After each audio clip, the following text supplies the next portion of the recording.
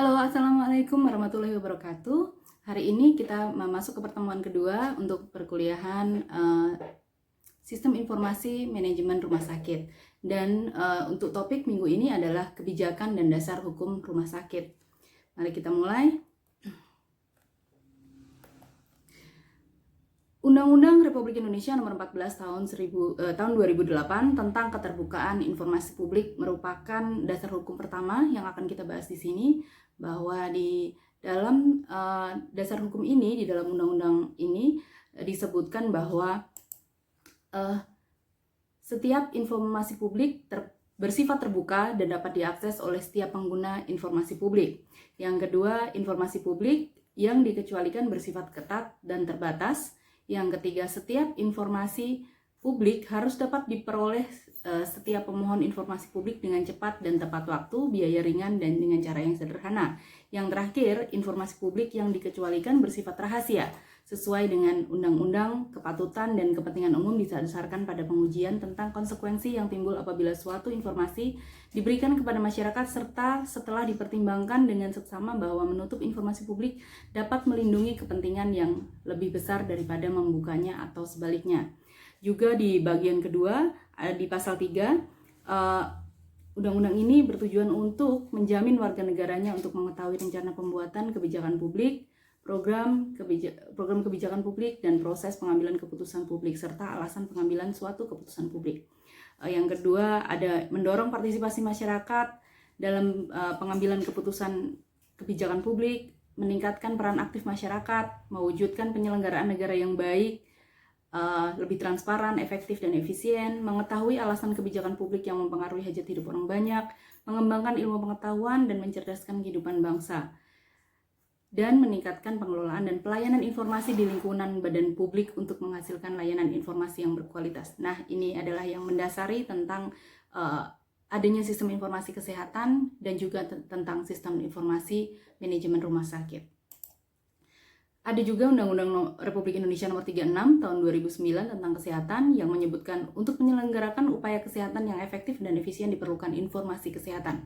Yang kedua, informasi kesehatan sebagaimana dimaksud pada ayat 1 dilakukan melalui sistem informasi melalui lintas sektor. Yang ketiga, ketentuan lebih lanjut mengenai sistem informasi sebagaimana dimaksud pada ayat 2 diatur dengan peraturan pemerintah.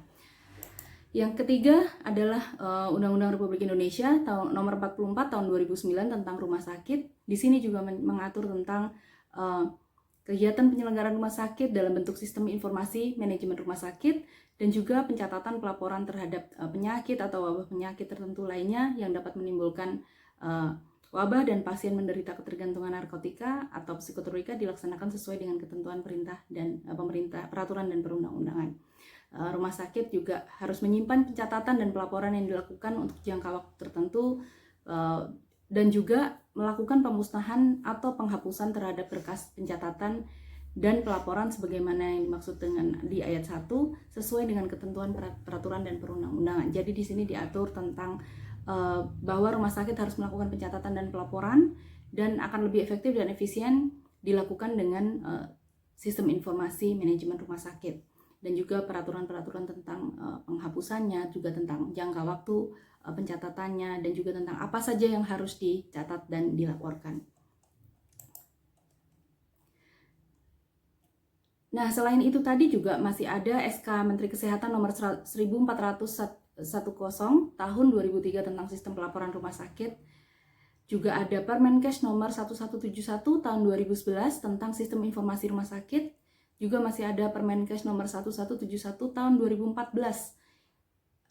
versi revisi tentang sistem informasi rumah sakit. Juga masih dalam dasar hukum masih ada satu lagi, yaitu Peraturan Menteri Kesehatan Republik Indonesia Nomor 82 tahun 2013 tentang sistem informasi manajemen rumah sakit. Dan di sini disebutkan bahwa pengaturan SIM RS bertujuan meningkatkan efisiensi, efektivitas, profesionalisme, kinerja, serta akses dan pelayanan rumah sakit. Di pasal 3 disebutkan setiap rumah sakit wajib menyelenggarakan SIM RS. Penyelenggaraan SIM RS sebagaimana dimaksud pada ayat 1 dapat menggunakan aplikasi dengan kode sumber terbuka atau open sources yang disediakan oleh Kementerian Kesehatan atau menggunakan aplikasi yang dibuat oleh rumah sakit. Jadi bisa menggunakan yang sudah disediakan pemerintah maupun yang dibuat oleh lembaga-lembaga swasta. Aplikasi penyelenggaraan SIM-RS yang dibuat oleh rumah sakit harus memenuhi persyaratan minimal yang ditetapkan oleh menteri. Jadi sekalipun dibuat sendiri oleh rumah sakit atau menggunakan jasa lembaga sistem informasi, tetap harus mengikuti peraturan yang sudah disahkan oleh Menteri Kesehatan. Pasal 4 menyebutkan bahwa setiap rumah sakit harus melaksanakan pengelolaan dan pengembangan SIM-RS, juga harus memiliki kecepatan, akurasi, integrasi, peningkatan pelayanan, peningkatan efisiensi, kemudahan pelaporan dalam pelaksanaan operasional, kecepatan pengambil keputusan, identifikasi masalah, dan kemudahan dalam menyusun strategi dalam pelaksanaan manajerial yang didukung oleh pelaksanaan sistem informasi rumah sakit tersebut. Ruang lingkup dari sistem informasi rumah sakit. Ada registrasi yang mencakup di sini ada kode rumah sakit, ada data dasar rumah sakit yang kemudian menjadi dalam sistem informasi rumah sakit tersebut dituangkan di dalam RL2, RL3, RL4, dan RL5. Ini nanti akan kita bahas setelahnya. Karena hal tersebut terkait dengan akreditasi rumah sakit.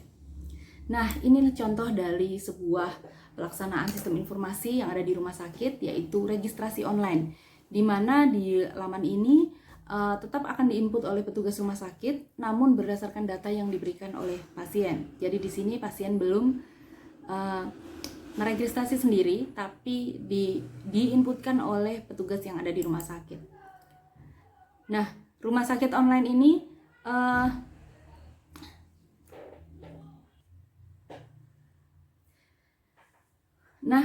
berikut ini merupakan laman juga di dalam sebuah sistem informasi di rumah sakit, di mana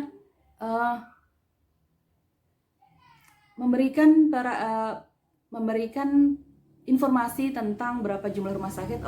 Ini data laman di Kementerian Kesehatan Republik Indonesia. Di sini tertera bahwa ada 874 rumah sakit dan 1442 rumah sakit yang melakukan update selama tahun 2014. Nah, di sini adalah laporan yang muncul dengan adanya sistem informasi rumah sakit tersebut untuk memberikan pelaporan secara langsung terhadap pemerintah. Nah, ini juga ada data tentang rumah sakit berdasarkan kelasnya. Berikutnya adalah berdasarkan jumlah tempat tidurnya di masing-masing Pemprov, Pemkab, pemerintah kota. Nah,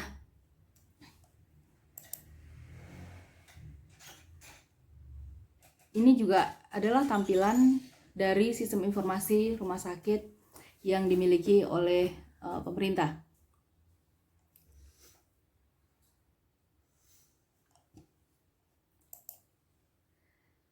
Sistem informasi rumah sakit merupakan aplikasi sistem pelaporan rumah sakit kepada Kementerian Kesehatan yang meliputi 1. Data identitas rumah sakit, yang kedua data ketenagaan yang bekerja di rumah sakit atau duplikasi dengan rumah sakit online, data rekapitulasi kegiatan pelayanan, data kompilasi penyakit atau morbiditas pasien rawat inap, yang terakhir data kompilasi penyakit atau morbiditas pasien rawat jalan.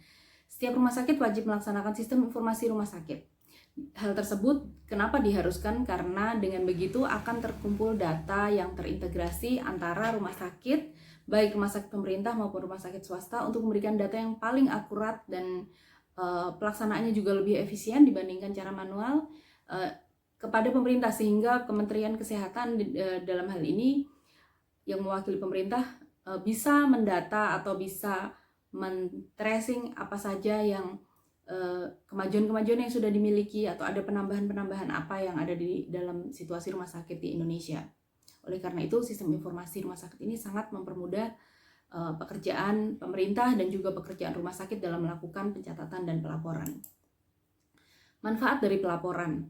Yang pertama adalah merumuskan kebijakan di bidang perumasakitan. Jadi ketika pelaporan dan pencatatan itu berjalan dengan baik dan akurat, juga cepat, maka pengambilan kebijakan akan terjadi dengan lebih efektif dan efisien, juga lebih cepat bisa dirasakan oleh institusi-institusi rumah sakit maupun masyarakat pada umumnya.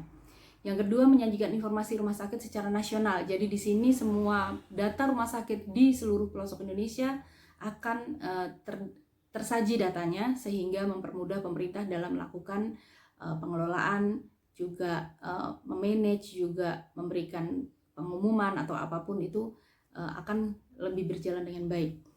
Yang ketiga, melakukan pemantauan, pengendalian, dan evaluasi penyelenggaraan rumah sakit secara nasional. Jelas bahwa ini juga akan terdukung dengan adanya sistem informasi, sehingga pemerintah bisa memantau perkembangan rumah sakit di Indonesia dengan lebih baik. Periode pelaporan, nah ini tadi sebenarnya istilah-istilah RL 1.1, RL 1.2 ini merupakan kode-kode yang dibuat oleh pemerintah yang tadi ada tampilannya di slide sebelumnya. RL 1.1 merupakan data dasar rumah sakit, sewaktu-waktu bisa diupdate. Yang RL 1.2 merupakan indikator pelayanan rumah sakit tahunan. RL 1.3 merupakan fasilitas tempat tidur rawat inap dan juga dilaporkan tahunan. RL 2 merupakan ketenagaan. RL 3 merupakan pelayanan. RL 4 merupakan morbiditas dan mortalitas. RL 5 merupakan pengunjung rumah sakit. Dan ini dilaporkan bulanan. Jadi di sini sudah ada per skalanya. Jadi ada beberapa yang harus dilaporkan setiap saat, ada beberapa yang harus dilaporkan tahunan, dan ada yang harus dilaporkan bulanan. Kendala rumah sakit sebelum terintegrasi. Jelas belum semua rumah sakit tersosialisasi untuk melakukan registrasi rumah sakit, karena tidak di seluruh Indonesia ini terhubung dengan jaringan internet yang baik, dan itu tetap menjadi kendala. Namun upaya pemerintah selalu memberikan pelayanan yang terbaik untuk masyarakat, termasuk institusi rumah sakit, untuk melakukan pelaporan. Rumah sakit atau dalam proses perizinan rumah sakit, belum atau dalam proses perizinan rumah sakit. Nah, ada beberapa rumah sakit yang sudah berdiri, namun perizinannya masih dalam proses karena mungkin letaknya masih sangat jauh dari pemerintah pusat, sehingga ada memakan sedikit waktu untuk mendapatkan izin. Namun operasional rumah sakit tersebut sudah bisa dilakukan selama tidak melakukan malpraktek. Kendala rumah sakit belum ditetapkan kelasnya. Rumah sakit belum membuat usulan. Ada lagi rumah sakit belum memenuhi persyaratan minimal penetapan kelas. Juga rumah sakit belum memenuhi persyaratan minimal penetapan kelas. Dan yang terakhir, kurangnya sosialisasi Permenkes 340 tahun 2010 tentang klasifikasi rumah sakit. Nah, hal ini sangat menjadi kendala karena setiap rumah sakit harus mengikuti akreditasi untuk mendapatkan evaluasi pemerintah tentang standar pelayanan, dan untuk itu rumah sakit harus mendapatkan klasifikasi kelasnya. Nah, sedangkan untuk mendapatkan klasifikasi ini saja ada beberapa rumah sakit yang belum, sehingga rumah sakit harus mempelajari atau mengacu pada Permenkes 340 yang mengatur tentang klasifikasi rumah sakit tersebut. Kendala pencatatan dan pelaporan SIM RS ada beberapa. Yang pertama, terbatasnya SDM yang ada atau mutasi pegawai. Jadi ketika pegawai terlalu sering dimutasi ke divisi yang lain dalam rumah sakit, maka tindakan-tindakan pencatatan dan pelaporan ini mengalami kendala karena harus ada perubahan sumber daya manusia yang melaksanakannya. Belum memiliki sistem informasi manajemen rumah sakit sehingga masih menggunakan pencatatan manual. Nah, ini masih banyak sekali terjadi ketika mereka belum mau move on, bahasa trennya ya, karena mereka masih tetap kekeh menggunakan manual, sedangkan pada saat ini sistem informasi bisa sangat membantu pekerjaan mereka dan juga memudahkan pelaporan ke pemerintah. Terbatasnya alat penunjang seperti komputer dan akses internet maupun intranet maupun internet. Tidak semua rumah sakit memiliki jaringan internet yang baik atau bahkan belum sama sekali memiliki jaringan internet, sehingga hal tersebut belum menunjang tindakan pencatatan dan pelaporan tersebut. Kurangnya dukungan dan perhatian pimpinan RS. Kadang ada pimpinan rumah sakit yang tidak terlalu mengikuti perkembangan zaman. Oleh karena itu, dalam sebuah proses pengembangan atau sebuah proses bertumbuh, seorang pemimpin harus sangat peka terhadap perubahan yang ada di lingkungan eksternal, sehingga kemajuan-kemajuan teknologi ini bisa diikuti demi perkembangan institusinya. Keterlambatan data dari setiap unit atau poli. Nah, karena manual, maka akan terjadi keterlambatan, sehingga data tidak on the spot bisa dilaporkan terus-menerus atau diupdate terus-menerus, tapi harus melalui proses yang panjang karena pencatatan dan juga ketika kita harus melakukan pengecekan itu yang dilakukan juga sangat banyak karena masih manual. Kurangnya kesadaran rumah sakit untuk mengirim laporan. Nah, mungkin karena masih manual, akan sangat sulit menuangkan menjadi sebuah laporan yang cepat dan akurat ke pemerintah. Oleh karena itu, SIM RS harus atau sistem informasi manajemen rumah sakit harus segera dilakukan, baik dalam konteks sesederhana mungkin. Beberapa perubahan pada SIRS dari masa ke masa atau ke masa depan. Yang pertama, integrasi dengan aplikasi yang sudah ada. Yang kedua, penyederhanaan bentuk laporan. Yang ketiga, penyeragaman format laporan. Yang keempat, penertiban pelaporan, reward and punishment. Jadi di sini sistem informasi semakin hari sudah semakin terintegrasi, juga bentuk-bentuk dalam tampilan-tampilannya sudah semakin mudah dimengerti untuk melakukan pelaporan, dan juga semakin seragam antara pelaporan satu dengan yang lainnya, dan juga semakin tertib. Karena apabila tidak melakukan pelaporan, maka hal itu sangat mengganggu sebuah proses pengelolaan sistem atau pengelolaan kesehatan oleh Kementerian Kesehatan kedepannya tidak berjalan dengan baik. Oke, sampai di sini saya rasa untuk dasar-dasar hukum sudah semua saya berikan. Kira tidak terlalu rumit untuk dimengerti karena hanya beberapa peraturan saja yang mengatur tentang sistem informasi ini. Jadi semoga kalian mengetahui bahwa pelaksanaan sebuah sistem informasi di rumah sakit itu diatur dengan undang-undang dan sudah disosialisasikan kepada setiap rumah sakit yang ada.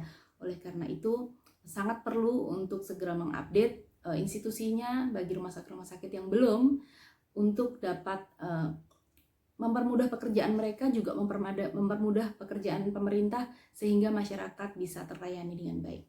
Oke, terima kasih banyak sudah melihat video ini. Semoga video ini bermanfaat bagi kalian, menambah keilmuan kalian, dan bisa menjadikan acuan bagi kalian dalam melaksanakan pekerjaan-pekerjaan kalian nantinya di dunia pekerjaan. Yang Ibu harapkan kalian bisa mendapatkan pekerjaan di rumah sakit, sehingga kalian mengetahui tentang apa itu dasar hukum yang melandasi berjalannya sebuah sistem informasi manajemen rumah sakit. Terima kasih, sampai jumpa minggu depan. Wassalamualaikum warahmatullahi wabarakatuh. Salam sehat fisik, sehat mental, dan sehat sosial.